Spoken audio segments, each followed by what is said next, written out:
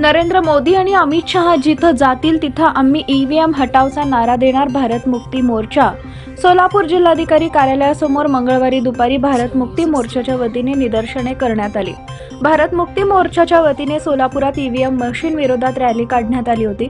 भारताचे पंतप्रधान नरेंद्र मोदी आणि केंद्रीय गृहमंत्री अमित शहा भारतात जिथं पण जातील तिथं भारत मुक्ती मोर्चा ईव्हीएम हटावचा नारा देणार असल्याची माहिती आंदोलकांनी बोलताना दिली आहे. ईव्हीएम मशीनला सुप्रीम कोर्टाने देखील अविश्वास दाखवलाय, तरी देखील 2004 पासून आज तागायत सर्वसाधारण निवडणुकीत ईव्हीएम मतदानासाठी ईव्हीएम मशीनचा वापर केला जात आहे. भारत मुक्ती मोर्चाच्या वतीने मंगळवारी दिवसभर धरणे आंदोलन करण्यात आले.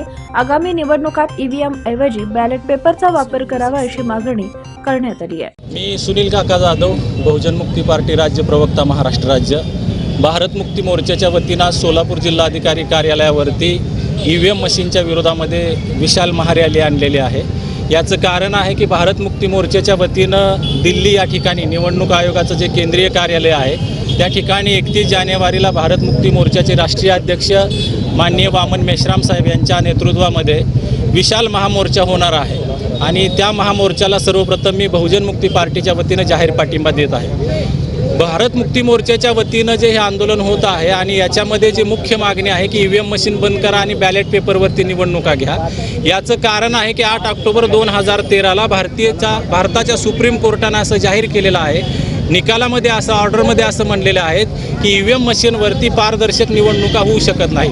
याचा दुसरा अर्थ असा होऊ शकतो की ईव्हीएम मशीनमध्ये घोटाळा करता येतो आणि तुमच्या पसंतीचा उमेदवार त्या पार्टीच्या लोकांना निवडून आणता येतो आणि जो प्रामाणिक, इमानदार, लोकशाहीला जपणारा, संविधानाला मानणारा जो व्यक्ती आहे त्याचा पराभव या देशामध्ये केला जात आहे.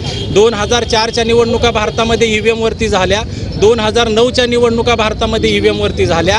2013ला 8 ऑक्टोबर 13ला सुप्रीम कोर्टानं असं सांगितलं की ईव्हीएमवरती निवडणुका पारदर्शक होऊ शकत नाहीत. याचा अर्थ 4चं आणि 9चं सरकार मशीनमध्ये घोटाळा करूनच झालं. 13च्या ऑर्डरमध्ये कोर्टानं असं सांगितलं की व्हीव्हीपॅट मशीन तुम्ही भारतभर लावा. 14च्या निवडणुकीमध्ये सुद्धा इथल्या लोकांनी व्हीव्हीपॅट मशीन लावल्या नाहीत आणि 14च्या निवडणुकासुद्धा व्हीव्हीपॅट न लावताच केल्या. याचा अर्थ 2014मध्ये सुद्धा घोटाळा केला.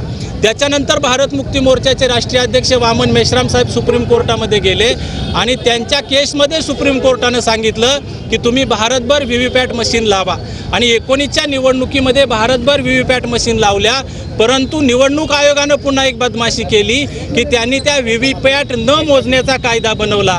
मग त्या व्हीव्हीपॅट मशीन लावून काय उपयोग आहे की त्यातल्या चिठ्ठ्या जर मोजल्या जात नसतील. याचा अर्थ ईव्हीएम मशीनमधला घोटाळा आजसुद्धा होत आहे. अगदी आपल्या कालच्या पंढरपूरच्या निवडणुकीमध्ये सुद्धा पोटनिवडणुकीमध्ये जर तुम्ही बघितलं असेल, बरेच पत्रकार बांधव इथं आहेत, मीडियाची लोक इथं आहेत, त्यांच्या निदर्शनास मी ही गोष्ट लक्षात आणून देऊ इच्छितो की पंढरपूरच्या निवडणुकीमध्ये समाधान आवतडे विरुद्ध भगीरथ भालके ही जी निवडणूक झाली होती त्याच्यामध्ये 17 मे 2021ला झालेलं मतदान होतं 2,25,485 आणि 2 मेला ज्यावेळेस याची मतमोजणी झाली त्यावेळेस तिथले जे निवडणूक निर्णय अधिकारी होते गजानन गुरव यांनी जे ECIच्या अर्थात इलेक्शन कमिशन ऑफ इंडियाच्या वेबसाईटवरती माहिती टाकलेली आहे ते मोजल्यानंतर मतं 2,24,090च भरलेले आहेत. म्हणजे जवळजवळ 1,395 मतं कमी भरलेले आहेत. म्हणजे या पोटनिवडणुकीमध्ये सुद्धा घोटाळा झालेला आहे. आणि 2019च्या भारतभरातल्या लोकसभेच्या निवडणुकीमध्ये 371 मतदारसंघामध्ये घोटाळा झाला. म्हणजे संसदेमध्ये बसलेले 371 खासदार मशीनमध्ये घोटाळा करून निवडून गेलेले आहेत. म्हणून भारतातल्या जनतेच्या समस्या सुटत नाही आहेत. भारतातल्या जनतेच्या जर सर्व समस्या सुटवायच्या असतील, लोकशाहीनं संविधानाच्या मार्गाने जर हा देश चालवायचा असेल तर ईव्हीएम मशीन बंद झाली पाहिजे आणि बॅलेट पेपर आला पाहिजे. म्हणून भारत मुक्ती मोर्चाचं जे आंदोलन आहे त्याच्यामध्ये सर्व लोकांनी, जाती धर्माच्या पंथाच्या लोकांनी, समाजकार्यामध्ये समाजसेवक असणाऱ्या लोकांनी, वेगवेगळ्या प्रादेशिक पार्टीचं काम करणाऱ्या सगळ्या लोकांनी याच्यामध्ये सहभागी व्हावं अशी विनंती करतो.